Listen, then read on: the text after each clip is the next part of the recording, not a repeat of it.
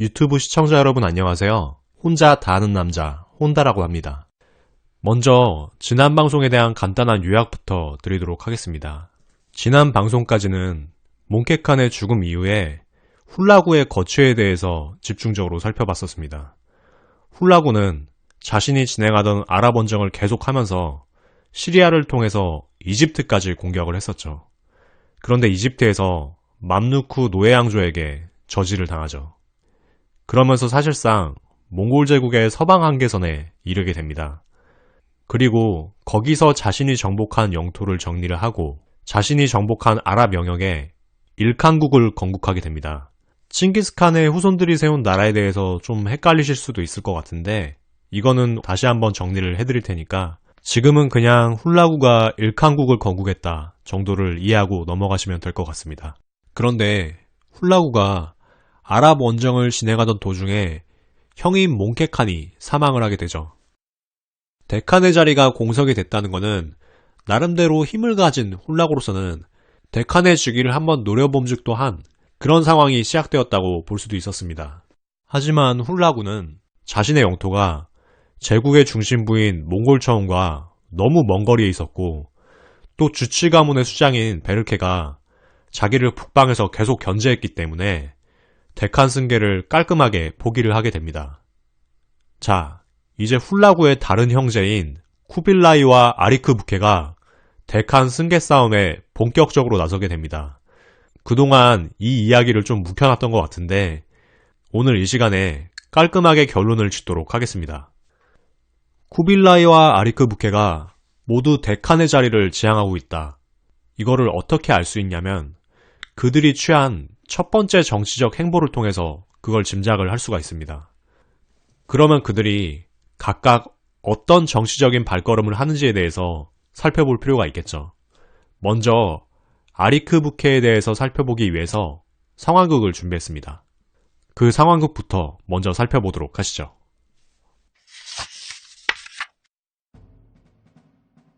몽케칸의 죽음 이후 그 뒤를 이을 데칸의 후보는 쿠빌라이와 아리크부케로 압축되었다.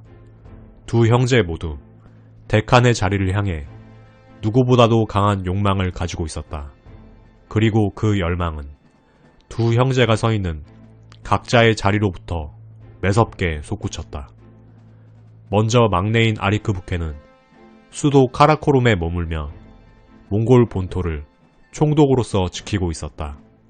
그는 제국 내에서 가장 정통성 있는 땅에서 자신의 형인 몽케와 같은 방식으로 칸에 등극하고자 했다.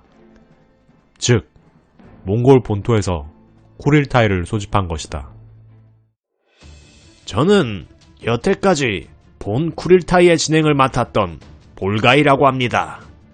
아리크부케님의 데칸 등극을 지켜보기 위해서 각지에서 모여주신 칭기스칸의 황금 시종 여러분 감사드립니다. 이제 여러분들께 예케몽고르루스를 이끌 데칸의 이름을 선포하기에 앞서서 이번 쿠릴타이의 정당성에 대해서 다시 한번 확실히 못을 박도록 하겠습니다. 첫째, 이번 쿠릴타이는 예케몽고르루스의 성역인 몽골 초원에서 열렸으므로 위대하신 칭기스칸과 성스러운 하늘 탱그리의 가호를 입은 공식적인 쿠릴타임을 밝힙니다.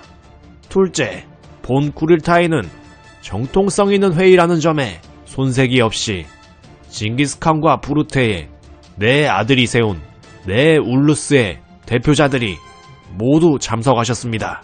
이러한 사항에 모두 부합하는 결정 과정을 통해서 아리크부케께서 예케몽고르루스의 데칸으로 등극하였음을 밝힙니다.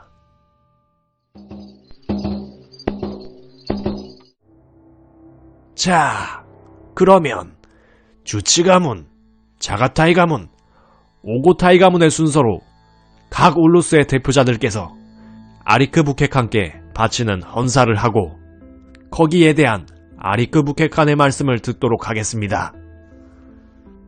먼저 깁자크 칸국의 대표 만그 티무르가 전임 바투칸의 손자이자 현임 바르케칸의 조카로서 아래입니다. 적법한 구릴타이를 통해서 등극하신 아리크부케칸께 축하의 인사를 드립니다. 더불어 외람된 말씀이지만 꼭 필요하다고 생각하여 한 말씀 올리겠습니다. 데칸의 형님이신 훌라국 칸이 최근 필요 이상으로 우리 킵차크 칸국을 적대하고 있습니다. 몽케 칸과 바투 칸 이래로 화목했던 주치 가문과 툴루이 가문 사이에 금이 가지 않도록 잘 조처해 주셔야 될 것 같습니다. 훌라국 칸의 적대 행위에 제동을 가해 주실 것을 정식으로 요청드리는 바입니다. 이 아리크 부케를 인정해준 것에 대해서 고마움을 표하네. 자네가 이야기한 사항은 형님인 훌라국 칸께 특사를 파견해 특별히 해결하도록 하겠네. 자가타이의 손자 바이다르의 아들인 알루고입니다. 아리크 부케 칸의 등극을 적극 지지하며 칸에게 물심양면으로 힘을 실어드리도록 하겠습니다. 수부타이 바토르와 바투 칸의 서방원정 중에 레그니차 전투가 있었지. 자네는 그 전투의 영웅인 바이다르 장군님의 아드님이로군. 차가타이 칸국의 후계 문제가 어지럽다고 들었네. 자네의 지지에 대한 보답으로서 이 데칸의 이름으로 자네를 차가타이 칸국의 칸으로 임명하겠소. 데칸, 감사드립니다. 이후로 데칸과 이웃하며 외부의 적에 대항하겠습니다. 곧이어 마지막으로 오고타이 계열 황금시족의 몇 안 되는 생존자인 카이두가 말문을 떼었다.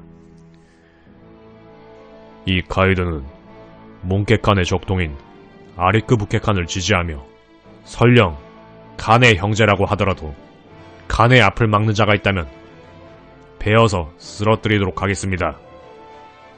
카이두의 거침없는 발언에 일순 좌중이 어수선해졌다. 아리크 부케의 신복 골가이의 제지로 분위기가 수습되자 아리크 부케가 말문을 떼었다.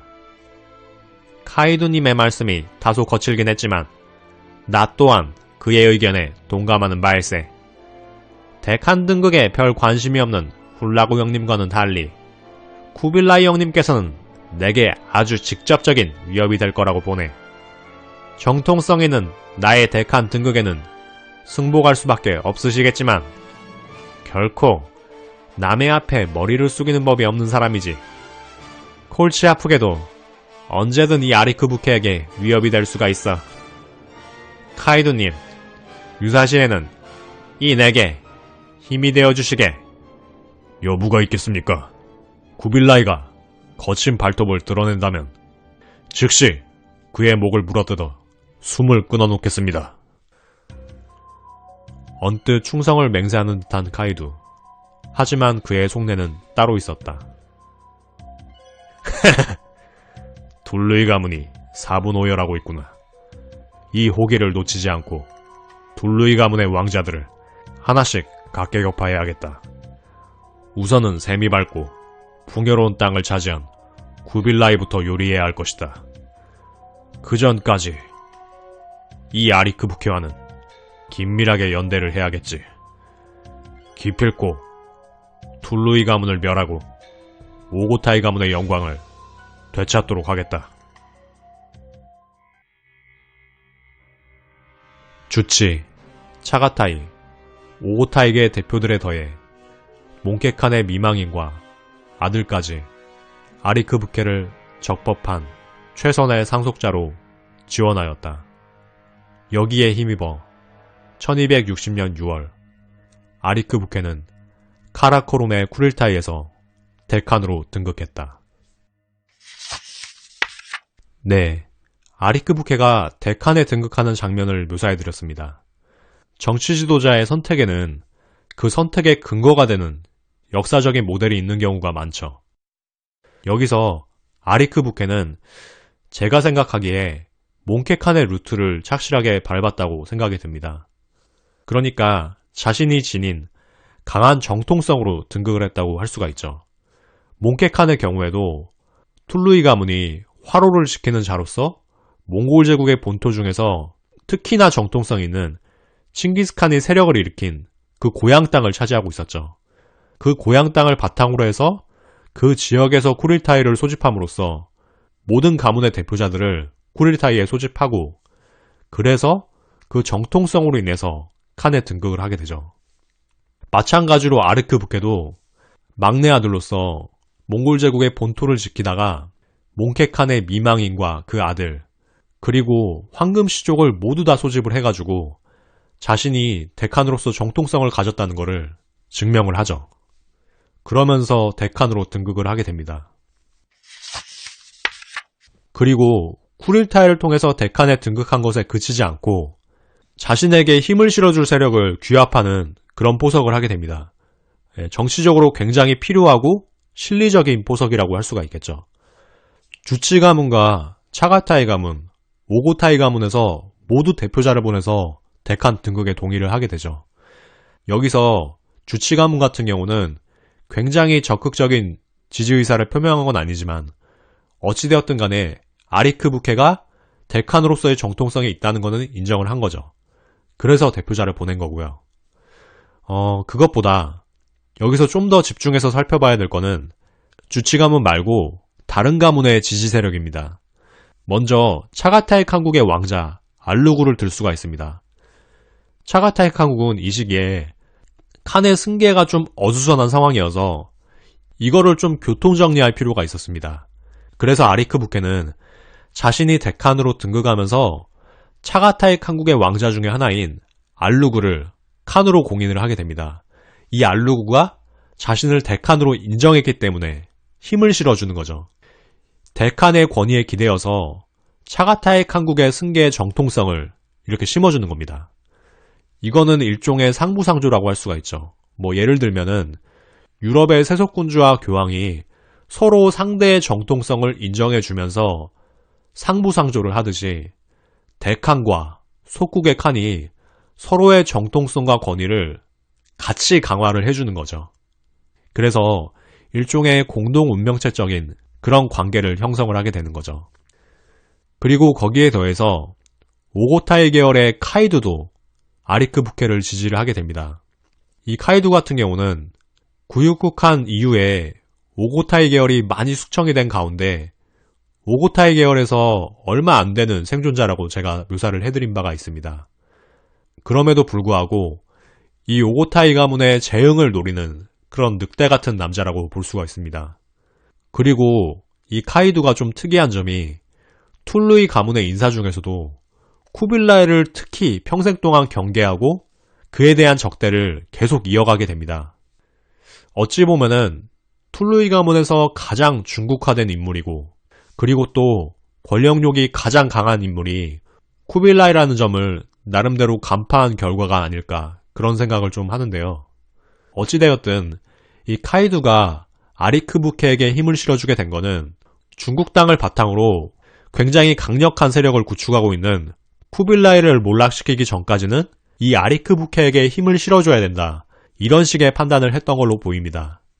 자, 그러면은 아리크 부케가 대칸으로 등극한 마당에 그 이상으로 권력욕이 강한 쿠빌라이가 동생인 아리크 부케의 대칸 등극을 순순히 인정할 리가 없습니다. 그러면은 쿠빌라이의 움직임은 어땠는지 그거를 상황극으로 들어보시도록 하겠습니다. 아리크 부케가 쿠릴타이를 통해 대칸으로 등극했을 무렵 쿠빌라이가 이를 묵과할 리가 없었다. 그는 남송과의 전쟁을 멈추고 남송의 대신인 가사도와 휴전협정을 맺었다. 그리고 군대를 데리고 북쪽으로 향했다.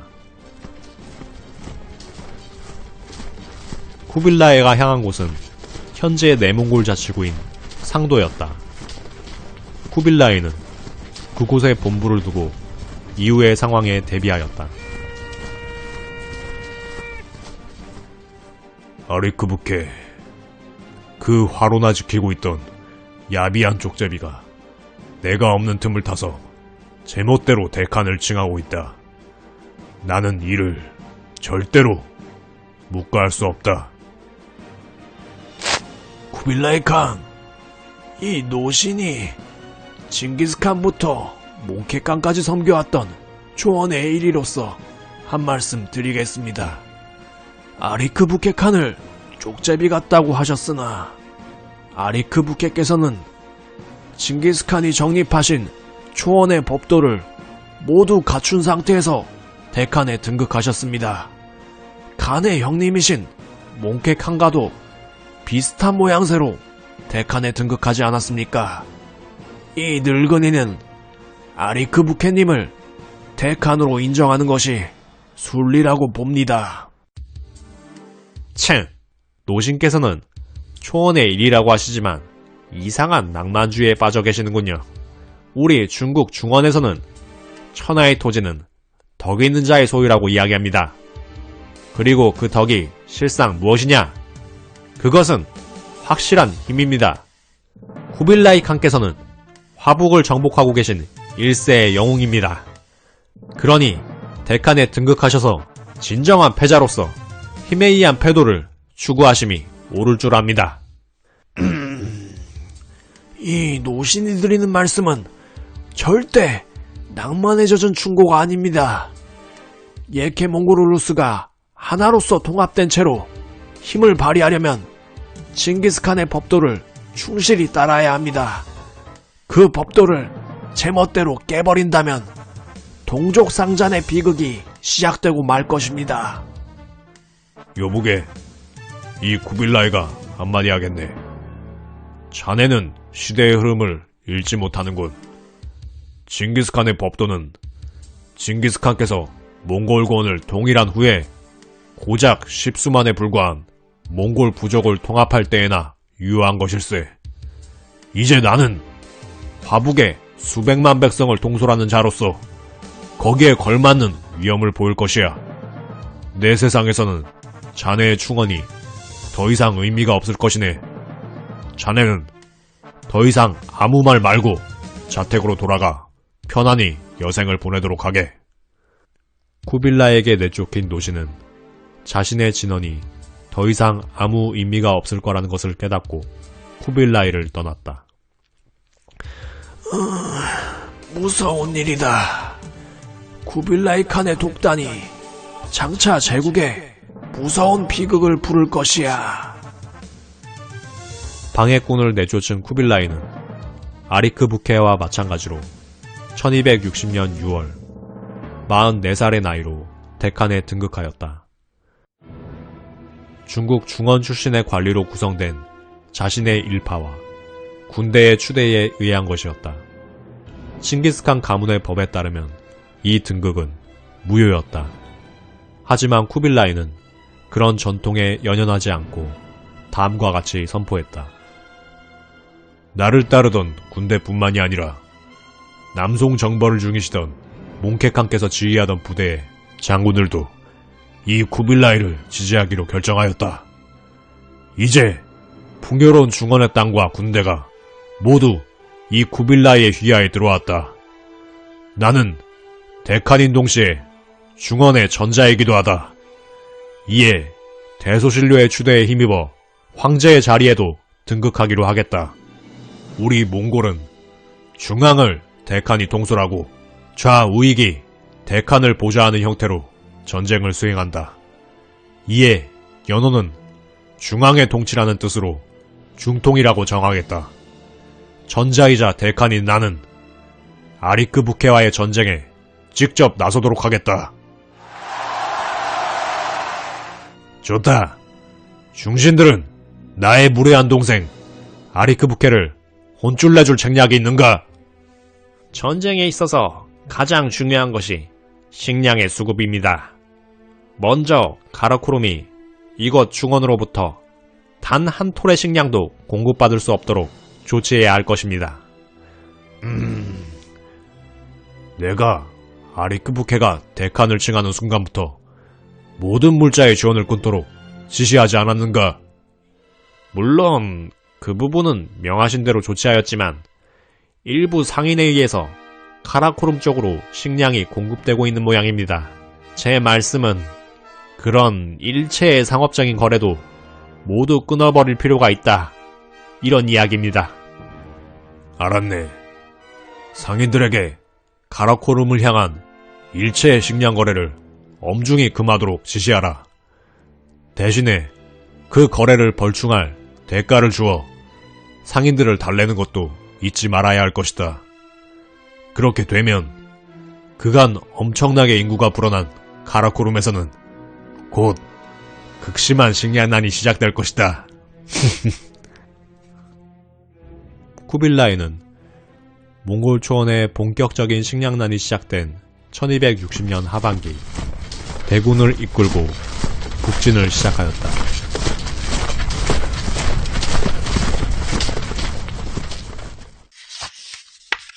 앞서 상황극은 쿠빌라이가 자신의 휘하 세력의 추대로 데칸에 등극하는 장면이었습니다. 몽골 제국의 전통에 의하면은 이 등극은 불법적인 등극이었습니다. 사실상 모든 가문으로부터 각각의 대표자들이 파견돼가지고 그 대표자들이 동의한 그런 등극도 아니었고, 또 몽골 제국의 본토와는 아주 먼 중국 중원 땅에서의 등극이었던 만큼 어떻게 보면은 중국 황제의 칭제에 더 가까운 그런 등극이었다고 할 수가 있습니다. 중국 황제의 칭제는 휘하 세력의 추대에 의해서 등극을 많이 하게 되고, 또 연호를 내세우죠. 황제로서 연호를 내세우게 되는데, 이때 쿠빌라이가 중앙의 통치라는 의미로 중통이라는 연호를 내세우게 됩니다. 이 상황 자체가 몽골의 데칸이라기보다는 중국의 황제에 가까운 그런 상황이라고 할 수가 있죠. 그래서 북쪽에는 아리크부케, 남쪽에는 쿠빌라이, 이렇게 데칸이 두 명이나 존재하는 몽골의 내전이 발생하게 됩니다. 일종의 남북국 시대라고도 할 수가 있겠네요. 쿠빌라이와 아리크부케의 등극을 좀 비교해 보도록 하겠습니다. 말씀드린 대로 쿠빌라이의 등극은 중국 관료의 추대에 의한 칭제에 더 가깝다고 볼 수가 있고, 아리크부케 같은 경우는 몽골 제국의 전통에 적법하게 4개 일족이 모이고 초원에서 쿠릴타이를 치르는 방식으로 정당성을 확보했다고 할 수가 있습니다.